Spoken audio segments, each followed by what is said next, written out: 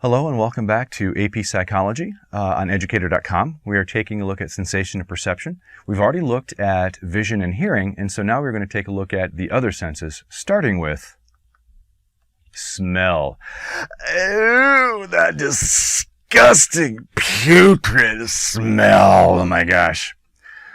So we're going to look at smell, the sense of olfaction. And so when we're looking at olfaction, or smelling olfaction, we're going to call it a chemosense because of the way that the chemical molecules are interacting with our sense organs.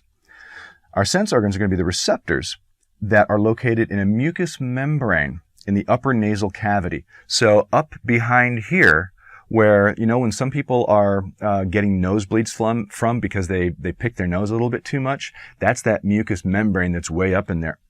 And there are as many as, I know I'm kind of starting out with the grossness here, but there's as many as 100 different kinds of receptors that may exist.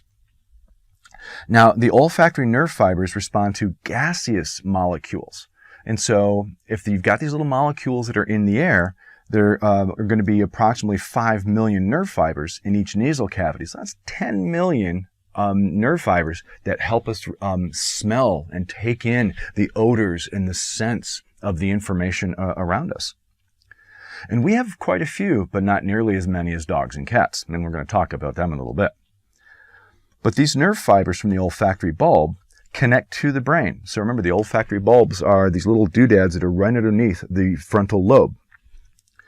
And so they're going to connect to the brain at the amygdala and then onto the hippocampus. Now you remember the amygdala is responsible for emotional processing, especially fear, and the hippocampus is going to be connected to emotions, but especially memory. So smell is the most evocative of all the senses that we have.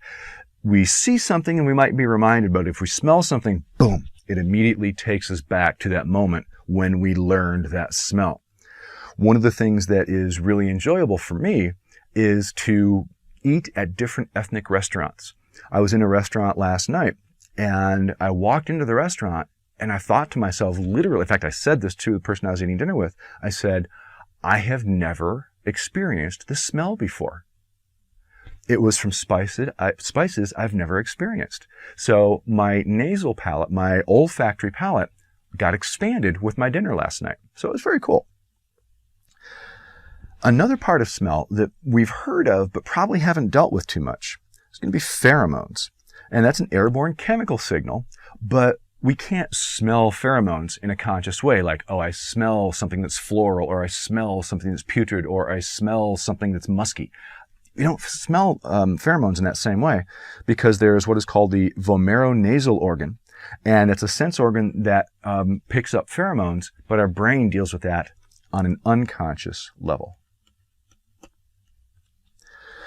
There's this idea called the lock and key theory, and that's that the odors themselves, the smell molecules, are going to be related to the shapes of the chemicals and molecules. And as a result, when we talk about if one molecule is this way and our receptor is this way, it's kind of a lock and key. They kind of fit with each other. But if there's a different nerve fiber and that it's this way, and then there's a different smell rather that's this way, it's not going to fit. And so only certain fibers will fit with certain odors. And so that's called the lock and key theory.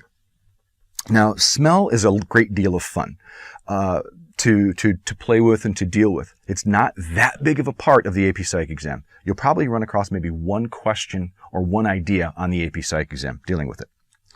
In fact, that one something might be anosmia. And anosmia is a defective sense of smell for a single odor. So there's one thing that you just can't smell.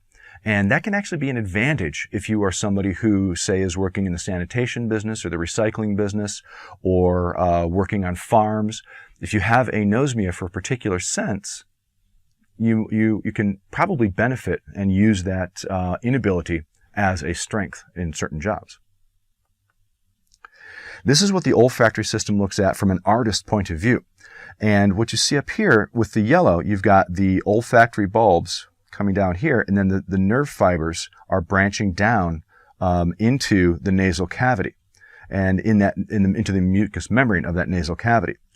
And as I mentioned, it goes into the amygdala and to the hippocampus. And so it goes into this area right through here that is in the limbic system of the brain. But smell molecules will go up into there, and it will be picked up, and then the brain will deal with it. And that's where the transduction, one form of energy, gets moved into another form of energy.